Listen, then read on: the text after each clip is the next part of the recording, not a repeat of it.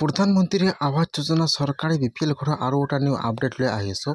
সেইটো আপডেট হ'ল যদি আপোনালোকৰ চৰকাৰী ঘৰৰ লিষ্টত নাম আহিছে কিন্তু আপোনালোকে এতিয়াও চৰকাৰী ঘৰৰ পইচা লাভ কৰা নাই, তেনেহ'লে কিন্তু এতিয়া এটা নিউ এপ্লিকেশ্যন ফৰ্ম আহি গৈছে। যিসকল মানুহৰ লিষ্টত নাম আহিছে, জিঅ'টেক হৈছে, এতিয়াও চৰকাৰী ঘৰৰ পইচা লাভ কৰা নাই, সেইসকলে কিন্তু এতিয়া এপ্লিকেশ্যন ফৰ্মটো জমা দিব লাগিব।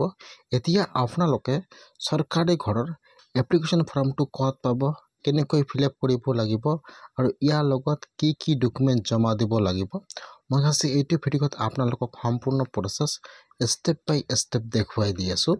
আপোনালোকে জানিবলৈ হ'লে ভিডিঅ'টো সম্পূৰ্ণকৈ চাই ল'ব, স্কিপ নকৰাকৈ। আৰু যদি আপোনালোকে মোৰ চেনেলত নিউ হয়, মোৰ চেনেলটো ছাবস্ক্ৰাইব কৰি ৰাখি দিব। কেনেকৈ আপোনালোকে এপ্লিকেশ্যন ফৰ্মটো ফিল আপ কৰিব, ফৰ্মটো ক'ত পাব আৰু ইয়াৰ লগত আপোনাৰ কি কি ডকুমেণ্ট জমা দিব লাগিব, সম্পূৰ্ণ প্ৰচেছ ষ্টেপ বাই ষ্টেপ জনাই দি আছোঁ আৰু দেখুৱাই দি আছোঁ। আপোনালোকে যদি এতিয়াও চৰকাৰী ঘৰৰ পইচা লাভ কৰা নাই, তেনেহ'লে আপোনালোকে ভিডিঅ'টো সম্পূৰ্ণকৈ চাই ল'ব, স্কিপ নকৰাকৈ।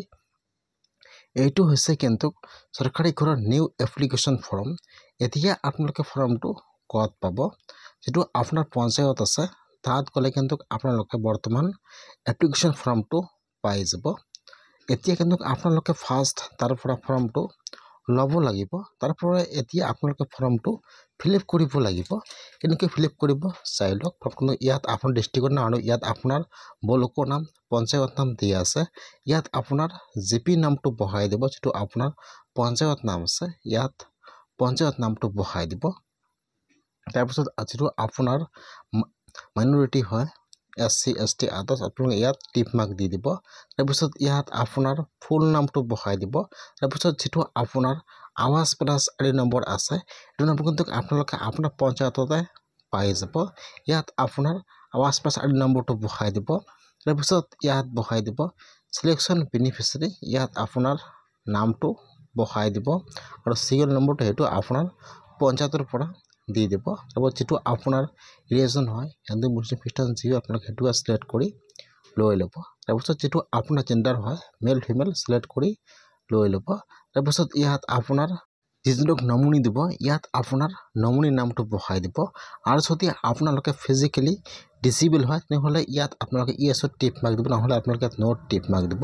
আৰু যদি আপোনালোকে ফিজিকেলি ডিচেবল হয়, আপোনালোকে কিমান পাৰ্চেণ্ট ডিচেবল, আপোনালোকে ইয়াত পাৰ্চেণ্টেজটো বহাই দিব লাগিব। তাৰপিছত ইয়াত বহাই দিব লাগিব আপোনাৰ মোবাইল নম্বৰটো, ইয়াত বহাই দিব। তাৰপিছত যিটো আপোনাৰ মাটি আছে, সেইটো আপোনাৰ নিজৰ হয়নে আদাৰ্ছ, আপোনালোকে ইয়াত সেইটো চিলেক্ট কৰি লৈ ল'ব। ইয়াত আপোনালোকে ভালকৈ চাই সম্পূৰ্ণ ফৰ্মটো ফিল আপ কৰি লৈ ল'ব। তাৰপিছত এতিয়া আপোনালোকে অলপমান তলত আহি যাব। এতিয়া ইয়াত আপোনাৰ আহি যাব বেংকৰ ডিটেইলছ। এতিয়া আপোনালোকে ইয়াত যিটো বেংকৰ একাউণ্ট জমা দিব, সেইটো কিন্তু আপোনাৰ আধাৰ কাৰ্ডৰ সৈতে লিংক কৰা থাকিব লাগিব।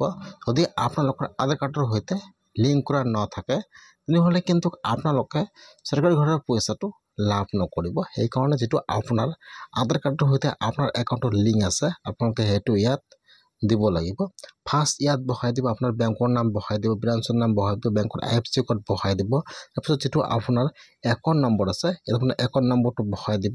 ইয়াত চাব দিয়া আছে enter beneficiary name as per bank account number in capital letter, যিটো আপোনাৰ বেংকৰ একাউণ্ট নম্বৰ আছে, ইয়াত আপোনাৰ বেংকৰ একাউণ্ট নম্বৰটো আপোনালোকে ইয়াত কেপিটেলত লিখি দি দিব।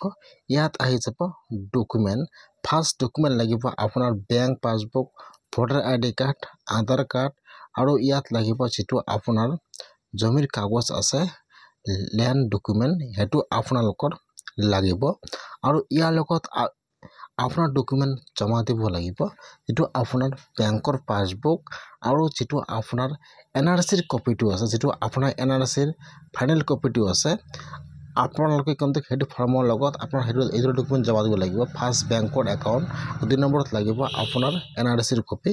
ইয়াত যিটো আপোনাৰ GP ছেক্ৰেটাৰী আছে, ইয়াত ছিগনেচাৰ কৰিব আৰু ইয়াত ছিগনেচাৰ কৰিব আপোনালোক বা যিজন নামত ঘৰটো এপ্লাই কৰি আছে, তেওঁৰ ইয়াত ছিগনেচাৰ কৰি দি দিব। ইয়াতো ফাৰ্ষ্ট নামটো দিব, তাৰপিছত ইয়াত আপোনাৰ ফাদাৰ্ছ নামটো দি দিব আৰু ইয়াত আপোনাৰ ID নম্বৰটো বহাই দিব চৰকাৰী ঘৰৰ, আৰু ইয়াত আপোনালোকে ছিগনেচাৰ কৰি দি দিব। এতিয়া কিন্তু আপোনালোকৰ ফৰ্মটো সম্পূৰ্ণ ফিল আপ হৈ গ'ল। আপোনালোকে সম্পূৰ্ণ ফৰ্মটো ফিল আপ কৰি লৈ আপোনাৰ ডকুমেণ্ট, বেংকৰ একাউণ্ট আৰু ইয়াৰ লগত আপোনাৰ যিটো এনআৰচিৰ ফাইনেল কপিটো আছে ইয়াৰ লগত জেৰক্স কৰি দি দিব।